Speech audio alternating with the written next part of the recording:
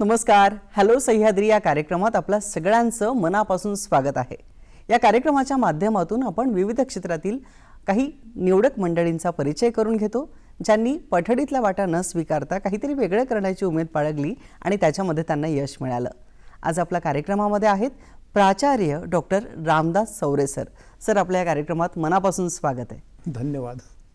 सरांची ओळख मी आपल्याला करून देतो. खरं तर साहित्याच्या सगळ्या क्षेत्रामध्ये त्यांनी विपुल संचार केलेला आहे.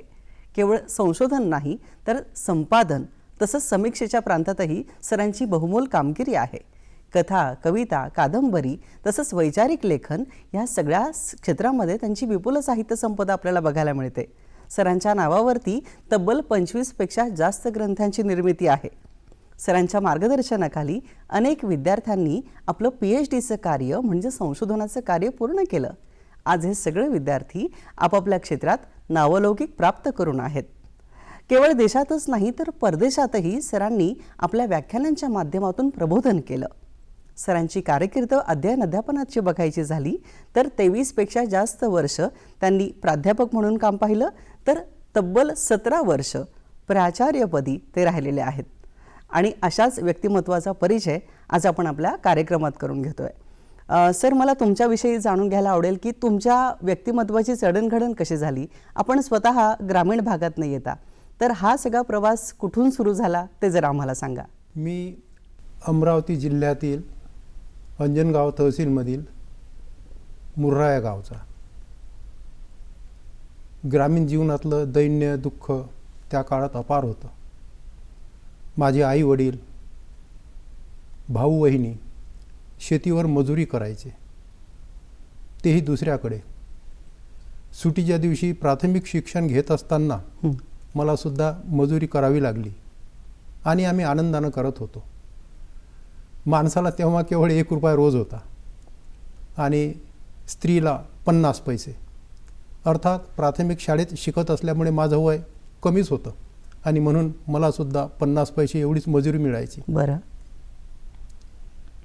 आता या जीवनाविषयी बोलायचं म्हणजे हे शिक्षण सुरू असतानाच अधूनमधून वडील म्हणायचे की तू जर शाळेत गेला नाहीस तर 2 पैसे कमावशील, आमच्या पिठाला मिठाचा आधार लागेल. पण मी जिद्दीनं शिकत गेलो. 4थीपर्यंतचं शिक्षण मुर्हा या गावात झाल्यानंतर 5वीसाठी 2 किलोमीटर असलेल्या चिंचोली या गावी मला जाणं येणं करावं लागलं. मध्यंतरी शहानूर नदी वाहत होती. पावसाळ्याच्या दिवसात तिला पूर यायचा. आम्ही 5-10 मुलं पुरातून पोहत जायचो. पैलतीर गाठल्यानंतर तिथं कपडे बदलायचे. कॅरी बॅग वगैरे काही नव्हतं, कसे तरी गुंडाळून ठेवायचे. ते घेऊन शाळेत जायचं. 5 वाजेपर्यंत शाळा करायची. पुन्हा तेच कपडे नदीच्या काठावर आल्यानंतर नेसायचे आणि घरी यायचं. असं जीवन. यानंतर अंजनगाव सुरजी या ठिकाणी BA पर्यंतचं शिक्षण घेतलं. तेथेही सुद्धा आमचं हे असंच काहीतरी सुरू होतं. अधूनमधून आर्थिक दैन्यावस्थेमुळे शाळा सोडायची, कॉलेज सोडायची ही परिस्थिती यायची. जुनी सायकल, त्यानं जायचं यायचं. असं करता करता BA झालो आणि नंतर MA साठी अमरावतीला गेलो. त्याही ठिकाणी 4-6 महिने काढल्यानंतर जे खाण्यापिण्याचे पदार्थ होते ते संपले. महिन्याचा खर्च केवळ 15 किंवा 20 रुपये यायचा, पण तेही शक्य नव्हतं.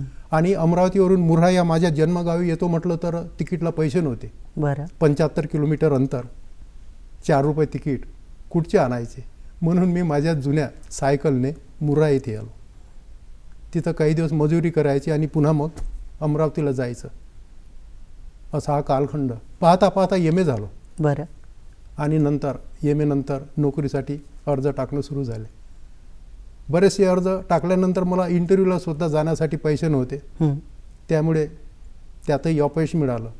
पण एकदा मला कॉल आला, मी गेलो आणि एका हायस्कूल शिक्षकाच्या जीवनात माझा प्रवेश झाला. पण तुमच्या नोकरीसाठी घरून पाठिंबा होता? आता शिक्षणाला जर विरोध होत होता तर नोकरीसाठी काय, तिकीटला पैसे लागतात आणि आपल्याला नोकरी लागत नाही असं वडील म्हणायचे. हो. पण आईची जिद्द कायम होती.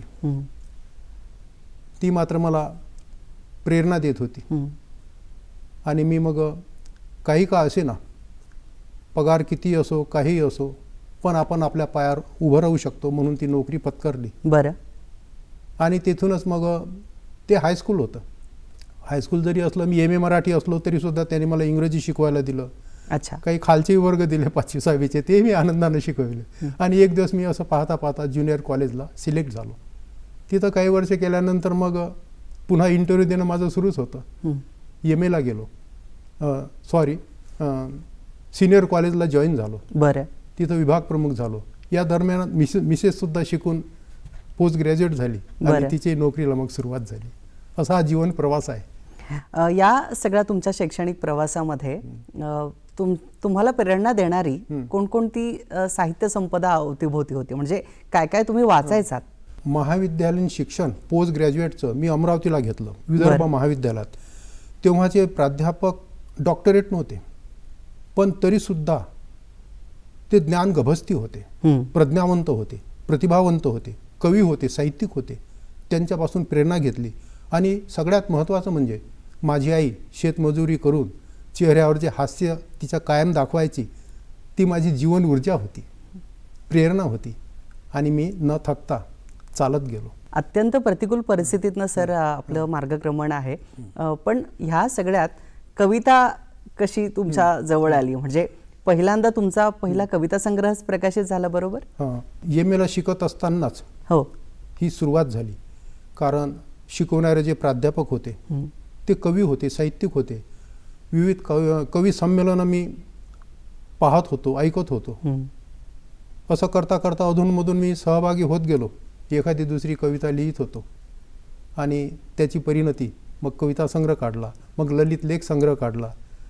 आणि डॉक्टर सुभाष सावरकर यांच्याकडे PhD करीत असताना मला समीक्षेची दृष्टी लाभली. बरं. आणि मग मी समीक्षेच्या क्षेत्राकडे वळलो. वा. अक्षर दरिवेमधून भराभर लेख येत गेले. तुमच्या आवडत्या साहित्यिकांची नावं सांगायची झाली तर कोणकोणत्या साहित्यिकांचा प्रभाव तुमच्या व्यक्तिमत्वावर राहिलाय?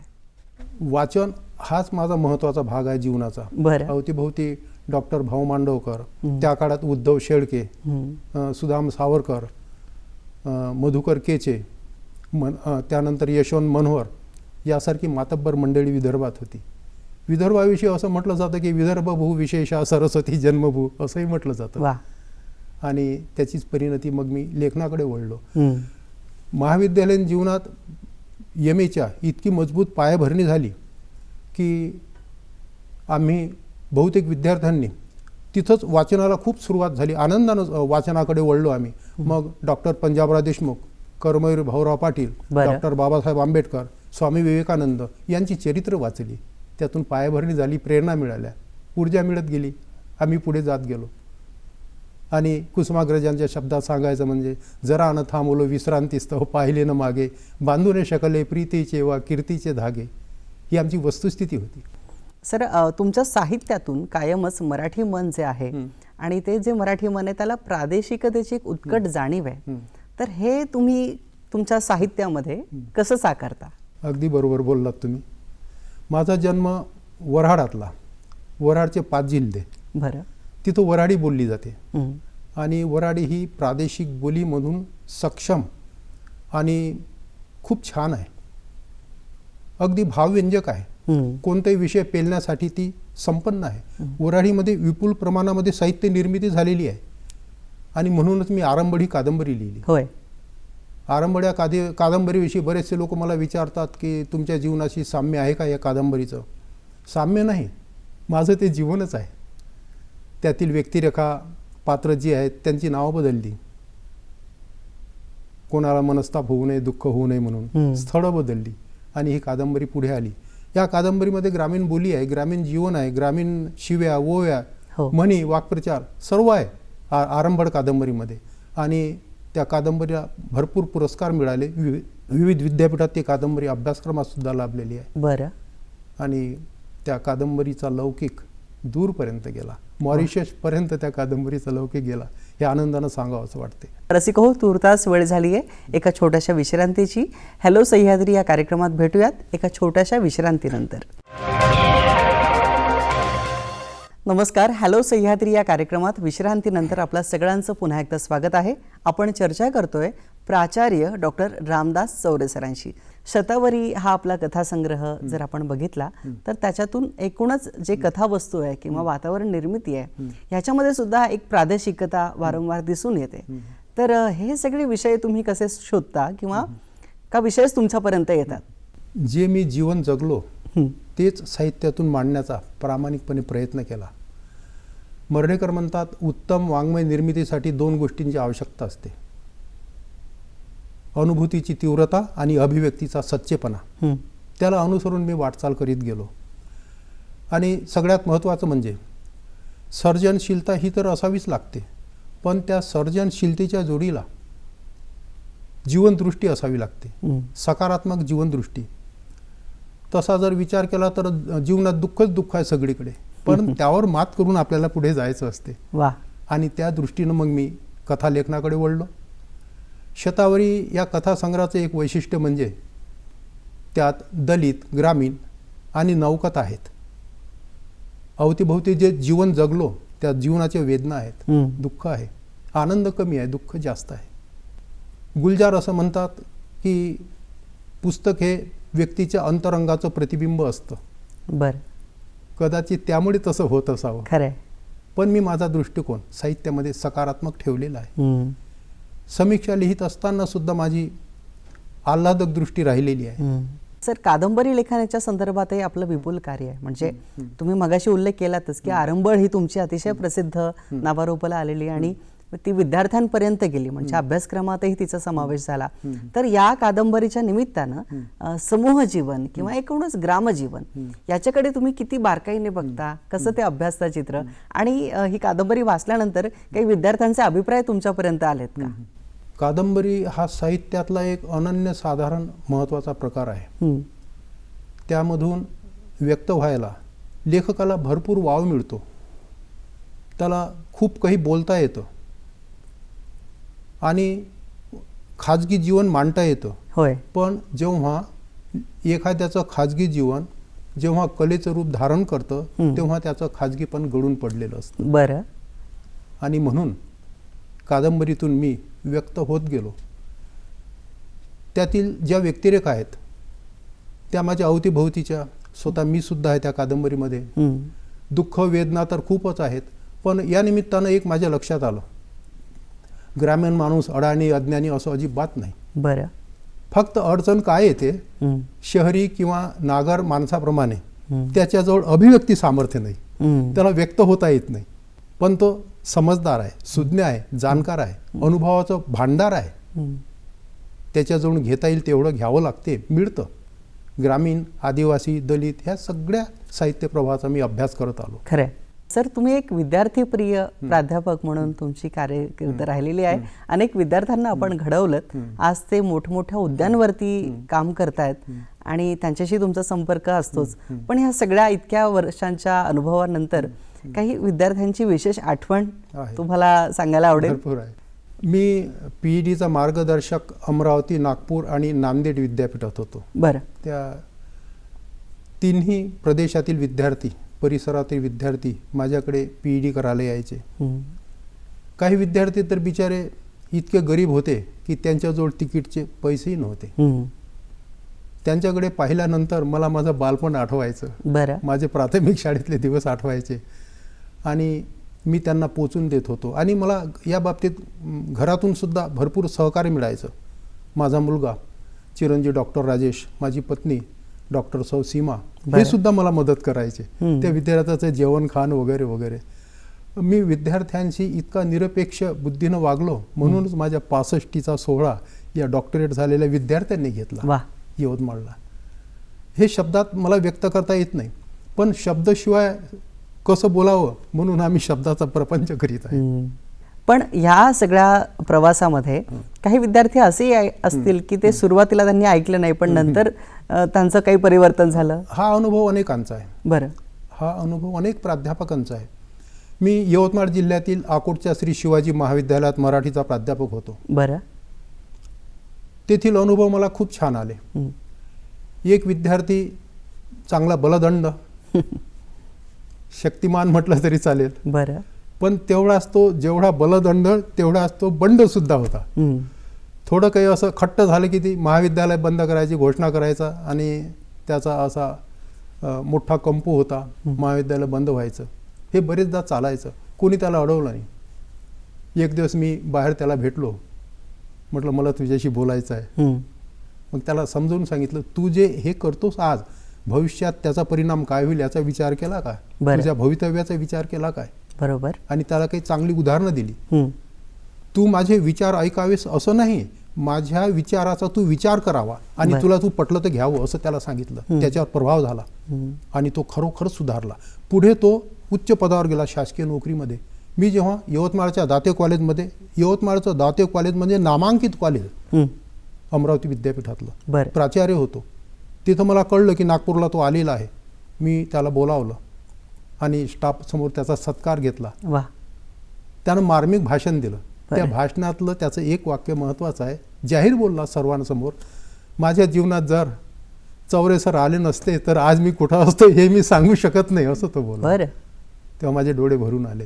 आणि तो विद्यार्थी म्हणजे महाराष्ट्राचे संचालक फिजिकल एज्युकेशनचे माननीय माणिक ठोसरे. क्या बात आहे. म्हणजे तुम्ही कायम म्हणता तुमच्या लिखाणातही की शिक्षकाचं काम हे विद्यार्थ्यांना प्रेरणा देणं आहे आणि तेच नेमकं तोच आदर्श वस्तुपाठ तुम्ही घालून दिलात सर. जवळजवळ 40 वर्षांपेक्षा जास्त काळ आपण अध्यापन क्षेत्रामध्ये काम केलेलं आहे. मला मुळातच तुम्ही मगाशी सांगितलं की तुमच्या विद्यार्थ्यांच्या आठवणींबद्दल तुम्ही सांगितलं. एक प्राध्यापक म्हणून तुमची भूमिका या निमित्तानं समोर आली. पण आज आपण चित्र बघितलं तर दोन्ही बाजूंनी म्हणजे विद्यार्थी आणि शिक्षक ह्या दोन्ही बाजूंनी काहीसा नाराजीचा सूर दिसतो. तर ह्या दोघांची जबाबदारी जर निश्चित करायची झाली तर ती तुम्ही कशी सांगाल? आजचा कालखंड हा खूप गुंतागुंतीचा आहे. अनेक प्रश्न निर्माण होतात. हो. सगळ्यात महत्त्वाचं की प्रत्येकानं आपली पॉझिटिव्ह दृष्टी समोर ठेवावी. आज राष्ट्रीय शैक्षणिक धोरण 2020 नुसार आपली शिक्षण प्रणाली सुरू आहे. त्यानुसार आपली प्रत्येकाची जबाबदारी वाढली आहे. महत्त्वाचं आपण कौशल्यावर भर दिलेला आहे. बेरोजगारी नाहीशी करायची आपल्याला, बेरोजगारी आपल्याला नाहीशी करायची आहे, आपल्यासमोर आहेत. आणि विद्यार्थ्यांचं म्हणणं असं आहे की आम्ही वर्गात बसून काय करायचं, आणि शिक्षक म्हणतात की विद्यार्थी वर्गात नाहीत, अशी अवस्था झाली आहे. खरं तर या ठिकाणी आपण समजून घेतलं पाहिजे की आपली ही शिक्षण प्रणाली जी नवीन आहे ती पचायला काही दिवस लागतील, सगळ्यात महत्त्वाचं. आणि हे राष्ट्रीय कार्य आहे, आपल्याला सगळ्यांना हे करायचं आहे. अशक्य काहीच नाही. What is impossible in this world, impossible word is in full dictionary. खरंय. विद्यार्थी हा नेणता असतो, शिक्षक हा जाणता असतो. खरंय. आणि म्हणून जाणत्याने नेणत्याला समजून घ्यावं. एका विचारवंतांना शिक्षकाचे काही प्रकार सांगितले आहेत. कनिष्ठ प्रतीचा शिक्षक कथन करतो, चांगला शिक्षक स्पष्टीकरण करतो, उत्तम दर्जाचा शिक्षक दिग्दर्शन करतो, तर असामान्य प्रतीचा शिक्षक हा प्रेरणा देत असतो. ही प्रेरणांची शिदोरी फार मोठी आहे. क्या बात आहे. आणि म्हणून शिक्षकाची जबाबदारी खूप मोठी आहे. शिक्षकानं ती पेलली पाहिजे. आज आपल्यासमोर जी ही शिक्षण प्रणाली आहे नवीन, ती देशाच्या भौगोलिक सीमा ओलांडून पलीकडे जाऊ इच्छिते. खरंय. ती आज काळाची गरज आहे. एकेकाळी ते नव्हतं. इतर देशामध्ये ते शक्य होत असेल, पाश्चात्य राष्ट्रामध्ये, पण आपल्यासमोर इतके काही यक्ष प्रश्न आहेत. उदाहरणार्थ सगळ्यात मोठा प्रश्न लोकसंख्येचा आहे. त्यातून अनेक प्रश्न निर्माण होतात. त्यामुळे आपली नको तिथं आपला शक्तिक्षय होतो. हे होऊ नये असं वाटत असेल तर आपण जिथून आहो तिथूनच आपल्या कामाला पुन्हा नव्यानं सुरुवात करायची. शिक्षण प्रणालीविषयी आजच वाईट बोलल्या जाते असं नव्हे, याच्यापूर्वी सुद्धा बोललं जात होतं त्या कालखंडामध्ये. आणि अधिक आपण जुने जर काही गोष्टी विचार केला जुन्या गोष्टींचा, तर मे कॉलेज शिक्षण प्रणाली ही कारकून घडवणारी शिक्षण प्रणाली आहे असंही बोललं जायचं. दोष काढतो म्हटलं तर प्रत्येक गोष्टीचे दोष निघतात. खरंय. आणि म्हणून आपण आपला पॉझिटिव्ह दृष्टिकोन ठेवावा असं माझं प्रामाणिक मत आहे. त्यामुळे तुम्ही कशा पद्धतीनं शिक्षण क्षेत्राकडे बघता आणि त्याच्यातून विद्यार्थी घडवण्यासाठी आपण काय वेगवेगळे प्रयत्न करू शकतो, हाच आजवर तुमचा प्रयत्न राहिला आणि तो खूप कौतुकास्पद आहे सर. प्रमाण भाषा, बोली भाषा यांच्यातला भेद आणि मग शुद्ध अशुद्ध नक्की काय, तर याबद्दल आपल्या लेखनविषयक नियमांबद्दल तुमचं मत काय आहे? हे भाषिक भेद आपण मानतो, हो, पण बोलीतला जीवन रस शोषून घेत बरं, प्रमाण ही अधिक टवटवीत खरंय, आणि भावव्यंजक होत असते. हे आपण लक्षात घेतलं पाहिजे. शुद्ध लेखनाचे नियम आहेत. शुद्ध लेखनाचे नियम पूर्ण मुखोद्गत असून सुद्धा शुद्ध लिहिता येत नसेल हो, तर मग कठीण काम आहे. आता एक नियम असा आहे शुद्ध लेखनाचा, बरं, अकारांत शब्दाचे उपांत्य इकार आणि उकार दीर्घ लिहावे. हां, उदाहरणार्थ वकील, वीट, सून, वसूल हे ठीक आहे, पण अडचण अशी आहे की त्याला अपवाद आहे. तत्सम शब्द, बरं, तत्सम शब्द म्हणजे जे शब्द संस्कृतमधून मराठीत जसेच्या तसे आले ते अपवादांना हा नियम लागू होत नाही. हो, मग अडचण आली ना. संस्कृतचं ज्ञान सर्वांनाच आहे असं नाही. हो, आणि म्हणून अमरावती विद्यापीठ मराठी प्राध्यापक परिषदेचे अधिवेशन झाले होते. हो, आणि त्या अधिवेशनामध्ये भाऊ मांडवकरांनी जे भाषण दिलं, त्यांचं लिखित भाषण बुलढाणा जिल्ह्यातील मलकापूर येथे त्यांचं भाषण झालं होतं. मला आठवते, कारण त्या परिषदेमध्ये मी होतो. 1993 सालची घटना आहे. हां, तर त्यांनी काय केलं की सगळे शब्द दीर्घ लिहिले, उकार आणि इकार सगळे दीर्घ लिहिले. अनेकांना प्रश्न पडला. भाऊ मांडवकर म्हणजे मोठी हस्ती, ज्यांनी 100-125 पुस्तकं लिहिली. नागपूर विद्यापीठ, अमरावती विद्यापीठ आणि बृहन महाराष्ट्रातल्या विद्यापीठाच्या प्राधिकरणावर त्यांनी काम केले. एक मोठं नाव आहे. त्यांना जर प्रश्न पडला तर सर्वसामान्यांची अवस्था काय. आज आपण म्हणतो की आपण मराठी बोलताना इंग्रजी शब्द वापरतो. हो, आता उद्वाहन हा शब्द आहे. हो, उद्वाहन मी कोणाला विचारायची इथं, तर उद्वाहनचा अर्थ, उद्वाहन म्हणजे लिफ्ट. खरंय, आपण लिफ्ट म्हणतो, उद्वाहन कोणी म्हणतच हो, नाही. हो, मेज कळेल का कोणाला? मेज म्हणजे टेबल. रुटीन न झालं. अहो, एनसायक्लोपीडियामध्ये सुद्धा काही मराठी शब्द गेले आहेत. मैदान, धोती हे शब्द गेलेले आहेत. खरंय. याच्याबद्दल पण आपल्याला बरीच चर्चा करायची आहे. मुळात हा जो शब्दांचा फरक आहे हे समजून घेणं फार महत्वाचं आहे, जे आता तुम्ही मगाशी सांगितलं. तर आपण अधिक चर्चा करूच या विषयावरती. पण रसिक हो, हॅलो सह्याद्री या कार्यक्रमात तुर्तास वेळ झाली आहे एका छोट्याशा विश्रांतीची. भेटूया विश्रांतीनंतर. नमस्कार. हॅलो सह्याद्री या कार्यक्रमात आपल्या सगळ्यांचं पुन्हा एकदा स्वागत आहे. आपल्यासोबत आहेत प्राचार्य डॉक्टर रामदास चौरे सर. तुमच्या एकूण साहित्यिक कामगिरीकडे बघितलं तर संशोधन हा त्यातला एक मुख्य भाग राहिला आहे. त्यात प्रामुख्याने बोलायचं झालं तर कलाली भाषेच्या संदर्भात आपण केलेला शब्दसंग्रह असेल किंवा आंत जमातीसाठी केलेलं हे जे काम आहे, तर याची सामाजिक उपयुक्तता तुम्ही कशी विशद कराल? आंत जमात ही महाराष्ट्रातल्या काही जिल्ह्यांमध्ये आहे. आदिवासी जमात आहे ती. यवतमाळ, परभणी, नांदेड आणि तेलंगणामधल्या आदिलाबाद या जिल्ह्यामध्ये ही जमात दिसून येते. आदिवासी म्हटल्यानंतर आपल्यासमोर असं चित्र उभं राहते की किंवा चित्र केलेलं आहे की मागासले आहेत वगैरे वगैरे. पण या जमातीचे काही विशेष इतके चांगले आहेत, त्यांची लोकगीतं इतकी चांगली आहेत, आज त्यांची बोली लोप पावत आहे. सरळ आन जमातीचं मराठीकरण होत आहे. होय. त्यांचं एक लोकगीत असं हृदयस्पर्शी आहे. एक स्त्री एका पुरुषाला उद्देशून म्हणते, वाटच्या वाट सरा वाटे न उगा जाय, अगासी आंबा आहे खडे मारून होते काय. हे लोकगीत आहे आंधांचं. आंधांमध्ये एक पद्धत अशी आहे, परंपरेनं चालत आलेली आहे ती. तिला अथार पद्धत म्हणतात. ते अथार, आधार असा अर्थ घेतला तर अधिक सोयीचं होईल. त्यांच्या बोलीतला शब्द अथार. अथार अथार हा शब्द आहे. पावसाळ्याच्या दिवसामध्ये खूप पाऊस कोसळतो, खूप झडी असते आणि अशा वेळेस आन जमातीतील कित्येक लोक अशी उपाशी राहतात. काही गरीब शेतकरी आहेत, ते आपलं शेत पेरू शकत नाहीत. बरं. अशा वेळी जमातीतील काही लोक एकत्र येतात आणि त्याचं शेत विनामूल्य पेरून देतात, कसली मजुरी घेत नाहीत. कधी कधी इतकी अवघड अवस्था निर्माण होते की त्या पेरणीसाठी तो बियाणे देऊ शकत नाही. बरं. ते इतर त्याच जमातीतले लोक एकत्र येतात आणि बियाणे आणतात आणि शेत पेरून देतात. आता हा इतका आदर्श आहे. भारतात शेतकऱ्याचे किती आत्महत्या होतात, खरंय. किती म्हणजे दुःखाची गोष्ट आहे. त्यामुळे याकडे जर सगळ्यांनी लक्ष दिलं, ही पद्धतीचा विचार करावा पॉझिटिव्हली, हो हो. तर आपल्या आत्महत्या थांबतील. पण हे संशोधन तुम्ही कशाच्या अंतर्गत केलं? मी विद्यापीठ अनुदान आयोग बरं. यांच्या अंतर्गत बृहत शोध प्रकल्प घेतला होता. अरे वा. तसाच मी अजून एक बृहत शोध प्रकल्प घेतला होता, राष्ट्रसंत तुकडोजी समकालीन वैदर्भीय साहित्य आणि संस्कृती. अरे वा. तोही मी पूर्ण केला. आणि कलाली मराठी शब्दकोश जो आहे, तुम्ही उल्लेख केला थोड्या वेळापूर्वी, हो. आज भाषा बुडत आहेत. खरं.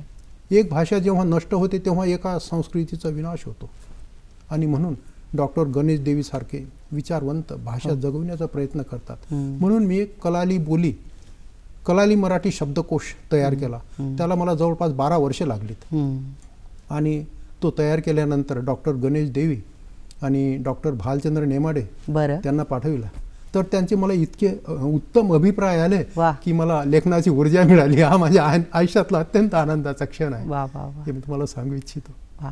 लेखनानंतर मिळणारं समाधान आणि त्यातही तुमचं मूलभूत असलेलं संशोधन, हे फार मोलाची गोष्ट आहे. आणि ही कलाली जी बोलतात ते कलाल, आणि ते आहेत कुठं, तर झाडीपट्टीमध्ये त्यांची जास्तीत जास्त संख्या आहे. विदर्भामध्ये विदर्भ हा संदिग्ध शब्द आहे. झाडीपट्टी आणि वऱ्हाड मिळून विदर्भ बनलाय. नागपूर, भंडारा, चंद्रपूर, वर्धा, यवतमाळ, अमरावती, अकोला, बुलढाणा, गडचिरोली, गोंदिया, वाशिम असे 11 जिल्हे येतात विदर्भामध्ये. तर या विदर्भामध्ये कलाल आहेत, पण जास्तीत जास्त ते MP मध्ये किंवा उत्तराखंडमध्ये किंवा झाडीपट्टीमध्ये ते आहेत. तर त्यांची ती बोली आहे. त्यासाठी मी भटकंती करून कोणतंही संशोधन करतं म्हटलं तर वातानुकूल रूममध्ये बसून ते संशोधन होत नसते. त्यासाठी भटकंती करावी लागते, परिश्रम घ्यावं लागते, तेव्हा कुठेही उपलब्धी होते. आणि त्यानंतर 7 ते 8 हजार शब्द मी संकलित केले, त्यांच्याजवळून अर्थ विचारले आणि पुन्हा त्याची नव्यानं मांडणी केली. वाक्प्रचार म्हणी. आणि या कलाली बोलीतून एक निष्पन्न झालं की ही बोली हिंदीच्या काही बोलीशी साम्य दाखवते. बरं. अवधी बोली आहे. जेव्हा छत्रपती संभाजी राजाला औरंगजेबानं अटक केली होती आणि तेव्हा त्यांच्यासोबत कवी कलश होता, त्याने एक कविता तयार केली होती. लगेच शीघ्र कवी होता तो. हे राजन संभाजीला उद्देशून म्हणतो, तू तप तेज निहार के तखत तेज औरंग. हे राजा, तुझ्या तपश्चर्येचं तेज एवढं मोठं आहे की ते औरंग्यानं त्याचं तख्त सोडलाय. याचे दुष्परिणाम खूप झाले, पण त्याला भीती नव्हती मरणाची. तर या बोलीचं साम्य कलाली बोलीशी दिसलं. त्यातले काही शब्द कलाली, अशा अनेक गोष्टी पुढे आलेल्या आहेत त्या अनुषंगानं. क्या बात आहे. त्याचा आनंद वाटतो. भाषेचं जे काही सौंदर्य आहे ते या निमित्ताने किती छान पुन्हा एकदा समोर आलंय आणि ते पुस्तक रूपाने तुम्ही प्रसिद्ध झालंय त्याचं. वा. सर, एक वेगळी ओळख तुमची सांगायची झाली तर व्याख्याते म्हणून देखील तुमचा लौकिक आहे. फक्त भारतात नाही तर भारताबाहेर सुद्धा, परदेशातही तुम्ही व्याख्यानं दिलीत, प्रबोधन केलं. हे जे तुमचं चिंतन आहे, हे तुम्ही कसं लोकांपर्यंत पोहोचवलं? हा अनुभव तुमच्यासाठी कसा होता? आयुष्यभर व्याख्यानच देत आलो. प्राचार्यपद हे असं अभ्यासू पद नाही. प्राचार्याला कोणी अभ्यासू प्राचार्य नाही म्हणणार, कुशल प्रशासक म्हणतील. बरं. आणि प्राध्यापकाला अभ्यासू प्राध्यापक म्हणतात. बरं. तर मी प्राध्यापक असतानाच व्याख्यानाला सुरुवात केली होती. विदेशात काही व्याख्यानं दिली. त्यातलं मला एक व्याख्यान महत्त्वाचं असं वाटलं, मॉरिशसमधलं. MG institute Mauritius, Moka Mauritius, post graduate teaching department. तिथं मी जेव्हा व्याख्यानाला गेलो, अगदी शिस्तबद्ध त्यांनी मला 1 तास दिला होता. 1 तास म्हणजे त्यांनी सांगितलं 61 मिनिट नाहीत आणि 59 मिनिट नाहीत. मला हसायला म्हटलं ठीक आहे, फार कठीण गोष्ट नाही आहे ती. आणि त्यांनी 10 मिनिटात त्यांचं सगळं आटोपलं. म्हणजे प्रास्ताविक, परिचय, निवेदन, आभार वगैरे हे सगळं त्यांचं 10 मिनिटात जाणं आणि मला 1 तास दिला. आणि समारंभ वगैरे असं काही त्यांना हार तुले वगैरे काही नको असतं. कार्यक्रम कसा घ्यावा त्याचा उत्तम आदर्श कार्यक्रम, शिस्तबद्ध आणि व्यवस्थित मॅनेजमेंट होतं त्यांचं. छान वाटलं. सरांशी आपल्याला हा संवाद असाच पुढे सुरू ठेवायचा आहे, पण तूर्तास वेळ झाली आहे एका छोट्याशा विश्रांतीची. भेटूया विश्रांतीनंतर. हॅलो सह्याद्री या कार्यक्रमात आपलं सगळ्यांचं पुन्हा एकदा स्वागत. आपल्यासोबत आहेत प्राचार्य डॉक्टर रामदास चौरे सर. साहित्यकृतीची निर्मिती प्रक्रिया माहिती असेल तर त्याच्या आस्वाद प्रक्रियेवरती काही फरक पडतो का? तुमचं याबाबत काय मत आहे? आता मी मगाशी बोलून गेलो की आरंभट कादंबरी यातील ज्या व्यक्तिरेखा आहेत, जीवनचरित्र आहे, ते तुमच्या जीवनाशी मिळतं जुळतं आहे काय, असं मला प्रश्न नेहमी विचारला जातो. मी म्हटलं मिळतं जुळतं नाही, प्रत्यक्षात माझं जीवन आहे. जेव्हा ती कादंबरी कोणीतरी वाचतो हो, तेव्हा त्याच्या डोक्यात प्रकाश पडतो आणि वेगळ्या अँगलनं तो त्याकडे पाहतो. बरं. हे कवितेच्या बाबतीत अधिक प्रभावी ठरते. कारण कविता हा असा काही प्रकार आहे साहित्याचा की त्याचा जो जाणता वर्ग असतो तो वेगळाच असतो. सर्वांनाच कवितेचं आकलन होते असं नाही. म्हणूनच तर एका कवीनं म्हटलेलं आहे, कवितेचे फूल पाहताना कडेवरचे मूल व्हावे. बरं. अगदी निरागस व्हावं, पण त्याला आकलन सुद्धा असावं. मी आताच बोललो की कवितेचा प्रांत हा काही ठराविक लोकांसाठी असतो. भामिनी विलास या ग्रंथामध्ये पंडित जगन्नाथ म्हणतात, तत्वम किमपि काव्यानाम जानाति विरलो भुवी मार्मिका को मनंदाना मंतरेन मधुरतम. काव्याचा आस्वाद ठराविक लोकच घेऊ शकतात, ज्याप्रमाणे फुलाचा आस्वाद भ्रमर घेऊ शकतो. बरं. काही कवितांच्या बाबतीत वाचकांचे गैरसमज होतात, गोड गैरसमज होतात. आता एक कविता आहे मंगेश पाडगावकरांची, जपून चाल पुरी जपून चाल, पाहणाऱ्या माणसाचे जीवाचे हाल. बरं. ती त्यांनी कोणाला उद्देशून लिहिली असेल असं वाटते. ती त्यांनी स्वतःच्या नातीला उद्देशून, जी 4 वर्षाची आहे तिला उद्देशून लिहिली आहे. ती चालताना पडते, धडपडते, पुन्हा उठते, म्हणून त्यांनी तिच्यावर ती कविता लिहिली. त्यानंतर सुरेश भटांचे एक गीत आहे, तरुणा आहे रात्र जुनी राजसा दमला सकारे, ये ओढ्यातच त्या कुशीवर वडला सकारे. खरंय.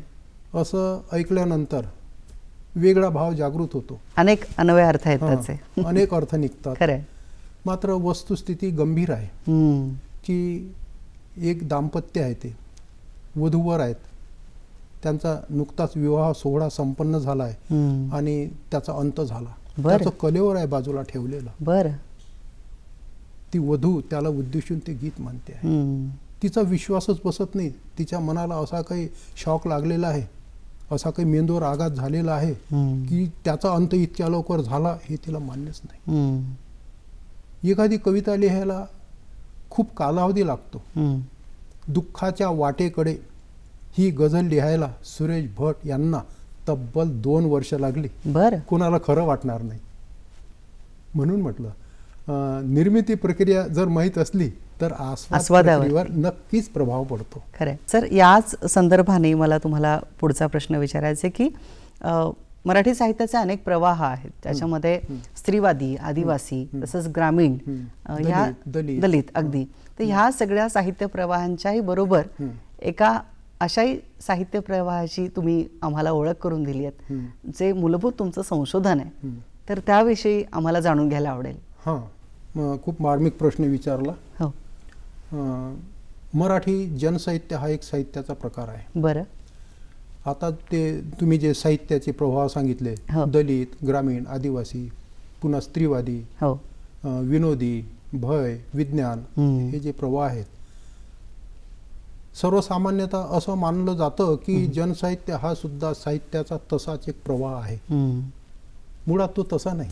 जनसाहित्य हा साहित्याचा प्रवाह नाही, ती साहित्याची मूल्यावस्था आहे. दलित साहित्य, ग्रामीण साहित्य, आदिवासी साहित्य हे परिवर्तनवादी आहेत, याबद्दल प्रश्नच नाही. पण शेवटी त्यांचे प्रवाह आहेत आणि प्रवाह म्हटला की बंधन आलं. जनसाहित्य मुक्त आहे. हे विश्वाची माझे घर असं जेव्हा ज्ञानेश्वर म्हणतात तेव्हा ते जनसाहित्य ठरते. खरं. आणि जनसाहित्य केवळ प्रस्थापित साहित्यात आहे असं नाही आहे. केशव मेश्राम यांची जी कथा आहे, हकीकत आणि जटायू, ती जनसाहित्यात येते. जनसाहित्य इतकं व्यापक आहे, लोकांमधून निर्माण झालेलं, ते म्हणजे संपूर्ण विश्व कवच घेते. जनसाहित्या सर्वसाधारणपणे परिवर्तनवादी साहित्याने मीचे आम्ही केले, जनसाहित्यानं आम्हीचा आपण केलाय. वा वा.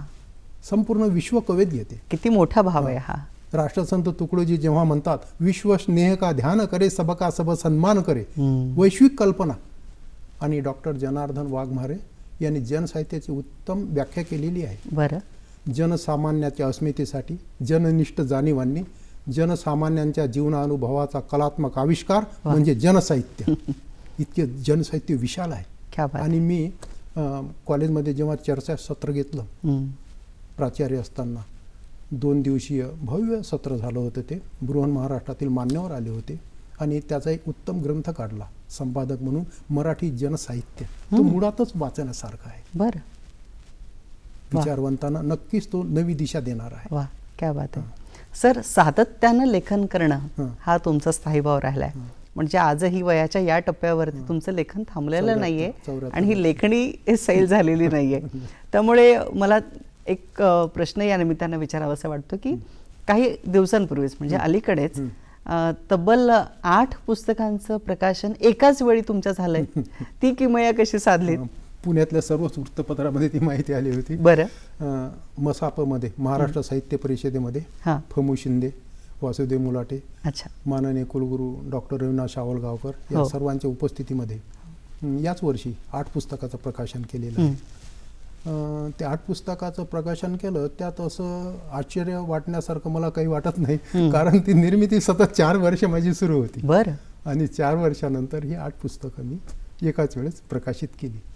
क्या बात आहे. पुन्हा पुन्हा कशाला, एकाच वेळेस 8 पुस्तकं संग्रहित झाली आणि एकाच वेळेस मान्यवरांच्या हस्ते प्रकाशन झालं. या पुस्तकांपैकीच एक पुस्तक तुमचं असंही आहे सर, जे खरं तर तुम्ही आकाशवाणीच्या माध्यमातून तुम्ही ते चिंतन मांडलं. नागपूर यवतमाळ. हो. आणि ते त्याचं पुस्तकही तुम्ही पुढे केलं, चिंतनिका. तर या उपक्रमाविषयी आम्हाला जरा सांगा ना. हे चिंतन हे आपण नेहमी जे जीवन जगतो, अवतीभोवती पाहतो, त्यातून काही नवे आयाम लक्षात येतात. बरं. आणि मग पुन्हा तोच शब्दाला चिंतनाच्या पातळीवर त्याला अभिव्यक्त केल्या जाते. तर हे चिंतन केवळ म्हणजे मर्यादित असतं आणि प्रत्येक जण एक चिंतन ऐकतो आणि नंतर पुन्हा आकाशवाणीचे इतर कार्यक्रम सुरू होतात. बरं. हे चिंतन जेव्हा माझे 50, 60, 70 जे काही झाले असतील नागपूर आणि यवतमाळ आकाशवाणीचे, त्या सर्वांचं माझ्याजवळ संकलन आहे. अगदी तुम्ही मला 1988 सालचं चिंतन एखादं विचारलं तरी त्याचं हस्तलिखित माझ्याजवळ आहे. आणि हे मी क्रमशः नंतर त्याचा ग्रंथ काढला. आणि जेणेकरून जे साक्षेपी अभ्यासक आहेत, चोखंदळ रसिक आहेत, त्यांना ते निश्चितच आवडेल की एकाच वेळेस इतके विचार आपल्याला ऐकायला मिळतात. बरं, त्यात एकसारखेपणा नाही. विज्ञान आहे, ज्ञान, विज्ञान, संत, महंत, शिक्षण, आरोग्य हे सगळेच विषय एक समय वच्छेदे करून त्यात आलेले आहेत. एक उत्तम साहित्य प्रकार किंवा आपण उत्तम जीवनाचं दर्शन घडलं याचा आनंद शब्दात येत असतो. इतकं बहुविध लेखन आहे सर तुमचं. पण त्यातही मला कायम प्रश्न पडतो की तुमच्या लिखाणावरती अनेक जणांनी समीक्षा केली, म्हणजे काही विद्यार्थ्यांनी त्याच्यावर संशोधन पण केलं. तर हे जे साहित्याचं मूल्य आहे हे तुम्ही विद्यार्थ्यांपर्यंत कसं पोहोचवता आणि त्याच्यातून त्यांचं नवीन शोध कार्य जे आहे ते कसं उभं राहिलं? ते खरं तर त्याचं श्रेय विद्यार्थ्यांनाच आहे. बरं. जे बिचारे चोखंदळ दृष्टीचे विद्यार्थी असतात ते वाचतात, प्रश्न विचारतात. माझ्याकडे PhD करणाऱ्या प्राध्यापकांचा नेहमी राबता असायचा. सुमारे 1.5-2 वर्षापूर्वी PhDच्या प्राध्यापकांसमोर सावित्रीबाई फुले विद्यापीठात मी व्याख्यान दिलं होतं. या विषयावर मी सविस्तर बोललो होतो की तुम्ही स्वतःची वाट स्वतः निर्माण करा. तुम्हाला जर प्रश्न निर्माण पडले तर तुम्हाला उत्तरही मिळाली पाहिजे. ज्या अर्थी आपल्याला प्रश्न पडतात त्या अर्थी आपण जर प्रयत्न केला तर उत्तर सुद्धा आपल्याला मिळू शकतात. अत्तदीप भव, स्वतःचे मार्गदाते व्हा आणि थांबू नका, चालत राहा. चरैवेती आपलं तत्वज्ञान आहे, ते विसरू नका. क्या बात आहे. आणि त्यातून खरंच बरेचसे विद्यार्थी पुढे गेले. काही विद्यार्थ्यांनी मग मलाच लक्ष केलं, तुमचं आम्हाला साहित्य द्या आणि त्यावर आम्ही PhD करतो. तर परमेश्वर महादेव पाटील कर्नाटक यांनी माझ्या साहित्यावर PhD केली. मला त्या विद्यार्थ्याचा स्वाभिमान वाटतो.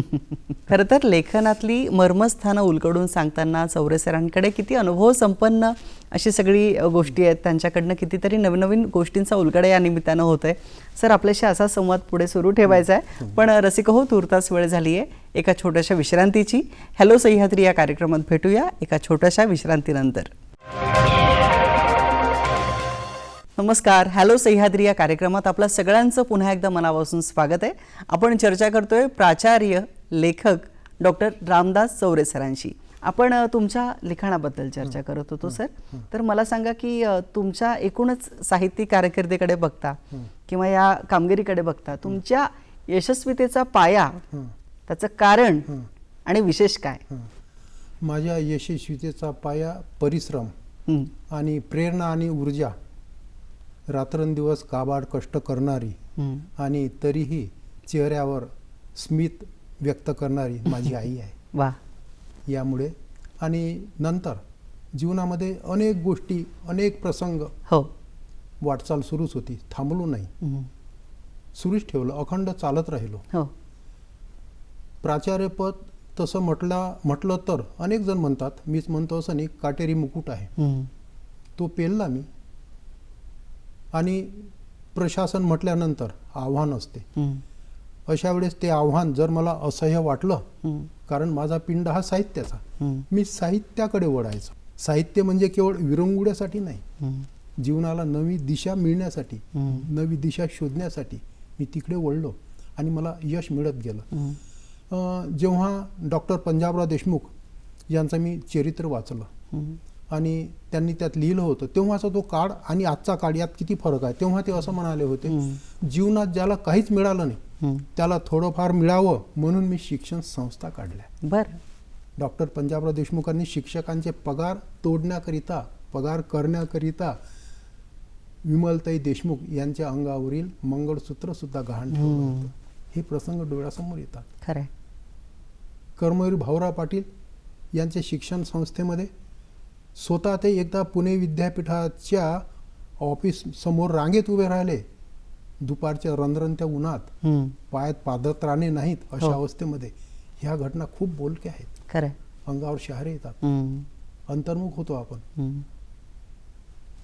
आणि यातून माझी बांधणी होत गेली. तुम्ही मगाशी सांगितलं सर की सातत्यानं तुमचं लिखाण सुरू आहे, तर भविष्यकालीन तुमच्या काय योजना आहेत, काय काय तुम्ही लिहिताय, काय तुमचं सध्या चिंतन सुरू आहे ते जरा सांगा ना.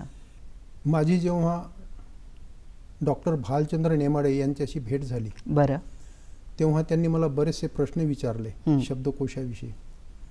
आणि त्यांनी तेव्हा अशी एक इच्छा व्यक्त केली होती की तुम्ही कलाली बोलीवर हे जे काम केलं आहे, शब्दकोश, तो उत्तम आहे, प्रश्नच नाही. अच्छा. हे सातत्य कायम ठेवा, पण त्याचबरोबर तुम्ही एक जबाबदारी पेलावी असं मला वाटते.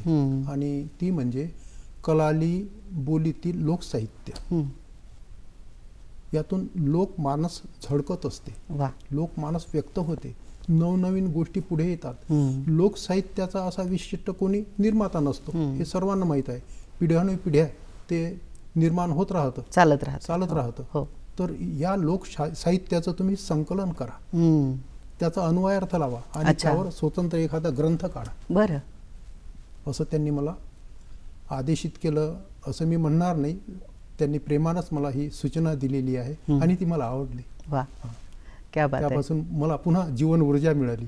लेखनाकडे आता शब्दकोश झाला म्हणजे संपलं असं नाही आहे, नव्यानं पुन्हा त्या जीवनाकडे मी वळू इच्छितो.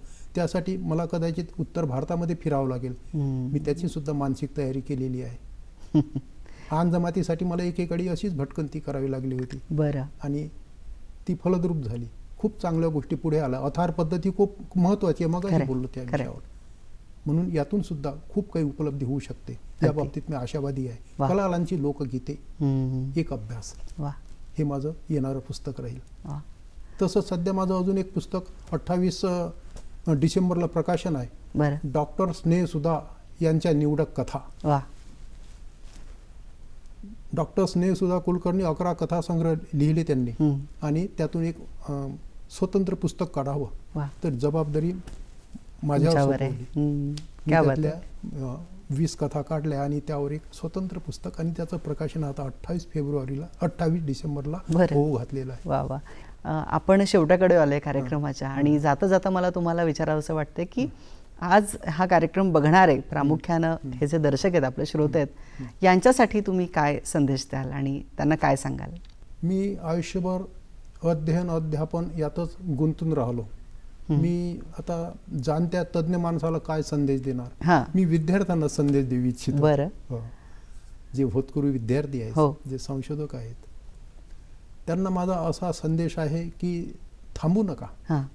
चालत राहा, अजिबात थांबू नका. वा. G.W. कार्वर हा निग्रो शास्त्रज्ञ एक ठिकाणी म्हणतो, start where you are with what you have, make something of it, never be satisfied. हे त्याचं तत्वज्ञान आहे. चालत राहा. जहाज बंदरात सुरक्षित असते, पण तेथे थांबण्यासाठी, विश्रांती घेण्यासाठी त्याची निर्मिती झाली नसते. खरंय. Port is the safe place for a ship, but it is not design for it. हे लक्षात ठेवायचं. विद्यार्थ्यांनी आत्मविश्वास इतका निर्माण करायचा की कोणीही आपल्या मनाची शांती भंग करू शकणार नाही, वा. असं मला वाटते. नक्कीच. थांबायचं नाही, चालत राहायचं आणि स्वतःचे मार्गदाते व्हायचं. आतला आवाज ऐकायचा आपण, आपलं मन काय सांगते आणि तसं करायचं. वा. आपला हा भारत खंडप्राय देश आहे.